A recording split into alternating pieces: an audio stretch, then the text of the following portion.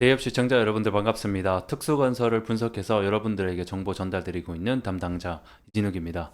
자, 특수건설이 한 단계 재료 이슈를 받고 나서 현재 지금 주가 조정이 나오고 있는 상황이죠. 그래서 오늘 이제 특수건설 앞으로 추가 상승 어떤 모멘텀 여력들이 있는지 오늘 좀 함께 알아보도록 할 거고, 이 조정에 대한 원인 또한 함께 알아보겠습니다. 그리고 이제 매매 수급에 대한 주체, 그러니까 핸들링의 주체는 과연 누구일 것인가에 대한 부분도 오늘 전반적인 이야기 다뤄볼 테니 영상 끝까지 집중해 주시면 투자하시는 데 많은 도움이 될 것 같습니다.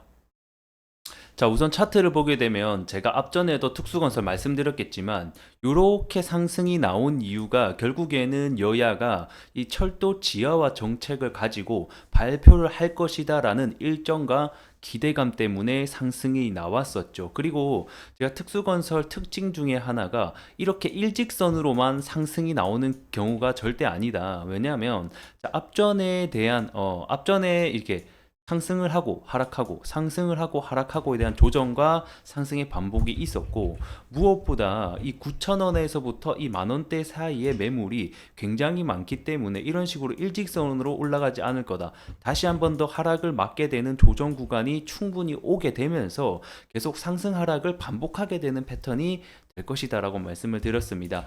자, 그리고 나서 이 지금 현재 구간에 대한 상승은 재료 일정 때문이었기 때문에 이 여야가 한동훈 그리고 이재명이 철도 지하화에 대한 정책을 발표하고 나서는 이제 재료 소멸, 단기적인 재료 소멸이 될 수 있다. 조정 구간을 염두에 두셔야 된다라고 미리 말씀을 드렸습니다. 그리고 현재 한 3일 정도 조정을 받으면서 제가 말씀드렸던 이 8,000원에서부터 8,500원 구간대에 지지가 나오는지 잘 확인해 보자라고 말씀을 드렸죠. 단기적인 재료는 소멸이 된 것은 현재는 시장이 판단을 하고 있지만 이 현재 이 8,000원 부근을 잘 지켜주는지 여부가 우리에게는 중요하겠고, 제가 봤을 때는 앞으로에 대한 상승 모멘텀도 충분히 존재하기 때문에 이 8,000원을 추가 하락을 해서 깨고 내려가서 7,000원대로 진입할 확률보다는 현재는 8,000원을 지지해주는지 여부가 굉장히 우리에게는 중요하겠다. 그리고 8,000원을 지지할 확률도 역시 배제할 수가 없다. 이렇게 좀 말씀을 드릴 수가 있겠고요. 특수건설이 과거에 상승했던 이유가 결국에는 이 철도 지하와 철도 관련된 테마로 엮이면서 올랐기 때문에 다시 한 번 더 상승이 나오기 위해서는 이 철도 다시 한 번 더 관련된 정책이라던가 뭐 여러 가지 등등이 나와줘야지만, 이슈가 부각되어야지만 다시 재상승이 나올 수가 있겠다라는 포인트 확인해 보시면 좋을 것 같고요. 그러면 이 상승할 수 있는 모멘텀의 재료 뭔지 좀 살펴보자라고 하면, 자, 우선 정책 관련해서 철도 지하화 얘기는 어느 정도 다 반영이 된 상태거든요. 그래서 그 뉴스가 새롭게 나온다라고 하더라도 잠깐의 반등, 그러니까 단기 반등밖에는 이제 앞으로 되지 않을 것이다라는 것을 어느 정도 예측하셨으면 좋겠고, 이제 남아있는 게 최근에 윤석열이 이 출퇴근 30분 시대에 대한 GTX 3대 혁신 전략을 발표했습니다. 이와 관련해서 현재는 실현이 되는 과정 속에서의 다시 한 번 더 부각이 받을 수 있다, 이렇게 좀 보시면 되겠고, 그래서 이 특수건설 같은 경우에는 이 GTX에 대한 수주 공사한 이력이 있기 때문에 여전히 이 3대 혁신 발표에 대한 내용이 추가적으로 발표가 날 때마다 한 번 더 수혜를 받으면서 올라갈 가능성에 대한 모멘텀이 존재하겠다. 이 첫 번째 이유 먼저 살펴보시면 될 것 같고, 그리고 이제 두 번째 모멘텀이 남아있는 것 중에 하나가 이 메가시티 관련이 있거든요. 결국에는 뭐 김포라든가 경기도, 서울 근처에 있는 경기도에 대한 지역을 서울로 편입을 해서 메가시티를 만들겠다라는 구상인데, 이 부분은 지금 현재 한동훈이 계속해서 밀고 있는 정책 중에 하나이고, 현재는 아직까지 대한 실현 가능성에 대한 의문점들이 있으나, 만약에 진짜 이 김포나 이 주요 도시들이 서울로 포함이 된다라고 하면 이 메가시티 관련해서 뭐 새로운 철도, 교량 이런 것들에 대한 정책도 함께 나올 수 있거든요.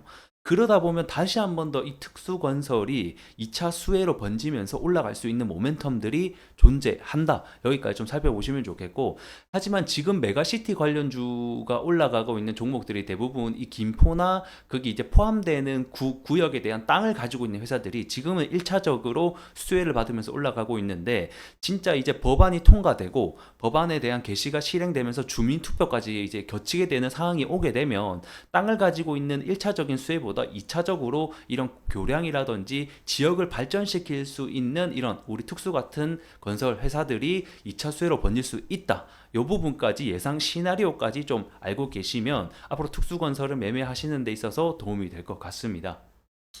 자, 그리고 이어서 이제 매매 동향을 좀 살펴보게 되면 제가 이 특수건설 핸들링 한 사람이 진짜 누군지 알려고 증권사 하나하나 다 뒤져봐 보면서 수급 매매 동향을 정말 많이 살펴봤는데 결과론적으로 말씀드리면 이건 알 수가 없습니다. 그래서 왜냐면 이슈가 뜰 때마다 그날 당일날 상승을 하던지 아니면 재료가 일정이 나왔을 때만 이렇게 올라가는 특징을 보이기 때문에 이거를 어떤 매매 동향을 가지고 해서 뭐 외국인이 매수한다라고 해서 올라간다 이런 건 결코 아니거든요. 그래서 이 매매에 대한 수급 동향은 제가 봤을 때 크게 영향이 없을 것으로 보여지고 이제 원래는 이제 보게 되면 자 이게 보면 최근에 올라갔던 날에 이날에 보면 다 개인들이 다 매수했거든요. 그러니까 일정을 가지고 이렇게 주가 상승이 나오게 되면 보통 개인들이 많이 매수하게 되고 당일날 어떤 전날에 뭐 공시가 뜨거나 좋은 이슈가 뜨면서 다음날 갭이 뜨면서 이렇게 되는 경우에는 보통 외국인이 좀 더 매수를 많이 하는 경우가 있고 그래서 이거는 어떤 특징을 보인다기보다는 그때 이슈와 재료에 맞게 움직이는 종목이다. 이 부분 확인해 보시면 좋을 것 같습니다.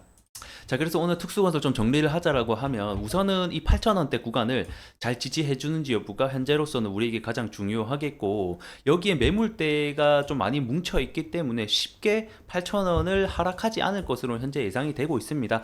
하지만 우리는 언제든지 하락에 대한 염두를 가능성을 배제할 수가 없겠죠. 이 지금 바닥에서부터 여기까지 올라온 이유가 결국에는 이 철도 지하화에 대한 얘기 때문에 계속해서 올라온 거거든요. 그리고 나서 이 마지막 구간에서 철도 지하화에 대한 발표가 있었죠. 그렇기 때문에 어느 정도 이 주가에 대한 재료 소멸을 어느 정도 인식하는 것 같고 그래서 우리는 현재는 8,000원이 구간이 중요하겠다. 만약에 이 8,000원 하단 구간을 뚫고 내려온다라고 하면 실망 매물이 나올 수 있다라는 점까지 좀 확인해 보셨으면 좋겠습니다. 그래서 이 부분은 앞으로 주가가 진행되면서 추가적으로 어떻게 진행되는지 제가 확인을 하면서 여러분들에게 조금 알려드리도록 할게요. 자, 오늘 이제 앞으로 상승 모멘텀이 어떤 것들이 존재하나, 지금 현재 주가 조정은 왜 나오고 있냐, 수급 동향 또 어떻게 되냐 한번 전반적으로 살펴봤는데 오늘 좀 내용 도움이 되셨으면 좋아요 꼭 구독 부탁드리면서 제가 이 특수건설 앞으로 여러분들에게 도움이 될 수 있도록 끝까지 추적해 나가면서 여러분들에게 영상 제공하도록 하겠습니다. 수고 많으셨습니다. 고맙습니다.